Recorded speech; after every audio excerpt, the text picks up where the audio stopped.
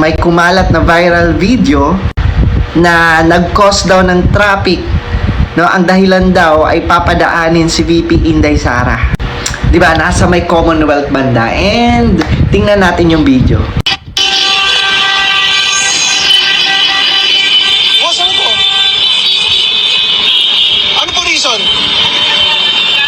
Sino po ito? Sino? VP Sara? So sinara niya yung Commonwealth para dumaan si VP Sara? Dadaan lang po, kukross lang po. Wow! Kukross lang po siya, saglit lang po. Kukross si VP Sara, sinara niya yung Commonwealth. Saglit lang po. Alright, sige. Kukross si VP Sara. Si VP Sara, tatawid! Kaya tumigil muna tayo! Tigil muna tayo dahil tatawid si VP Sara, ha? Ingat lang. Wala pong magagalit. Si VP Sara po, tatawid lang. Ganyan po, ha? Understanding lang po, tatawid daw si VP Sara. Alright. Ang ikinapagtataka ko lang mga lods, how come na nasa Caraga region si VP Inday Sara to celebrate Teachers Day? Nag-speak pa nga siya dun. Diba? Anong klaseng ano na naman yan, diba? Basahin natin yung statement ng OVP. The Office of the Vice President informs the public that Vice President Sara Duterte was not involved in the traffic disruption caused by the closure of a portion of Commonwealth Avenue by the Quezon City Police Office. The Vice President is in Mindanao for the World Teachers Day and other activities. The Vice President did not ask QCPD and will never ask government agencies, including law enforcement bodies, to carry out actions that would inconvenience the public or cause them harm. The Vice President will always put the interest and welfare of the public over her own personal interests and privileges. The viral video is spreading injurious information that is grounded in falsity.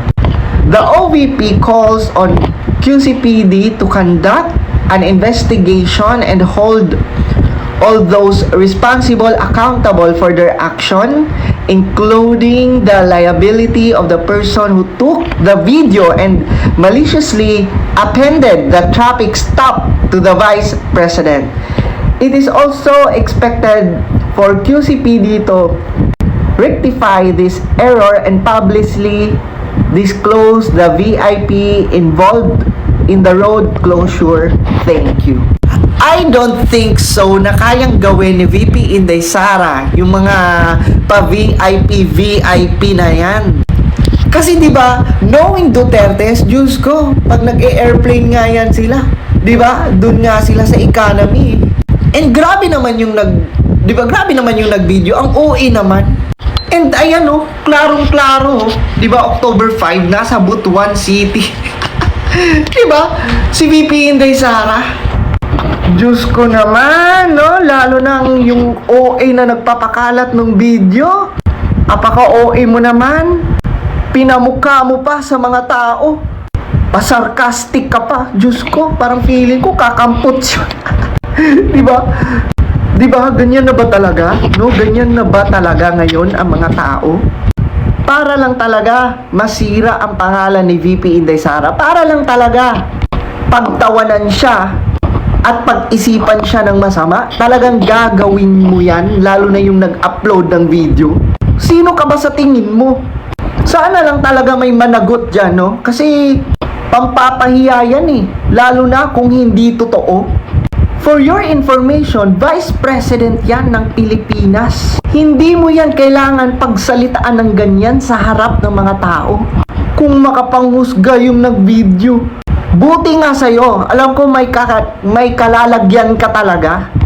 Alam niyo mga lods, lahat ng mga ginagawa nilang paninira, pambubuli, pang-aasar, no? Kay VP Inday Sara, babalik at babalik talaga yan sa inyo eh, no? Lahat ng pang-aakusa nyo, di ba? Lahat ng mga paninirang pinaggagawa nyo, sige lang, gawin nyo lang yan. Kasi at the end of the day, 'Di ba? Hindi bobo ang mga tao. At the end of the day, they will realize na lahat ng mga pinaggagawa nyo ay para lang masira, no? At 'di ba? Para lang masira ang pangalan ni VP Inday Sara. Matalino naman ang mga tao ngayon, di ba? And wag agad-agad maniniwala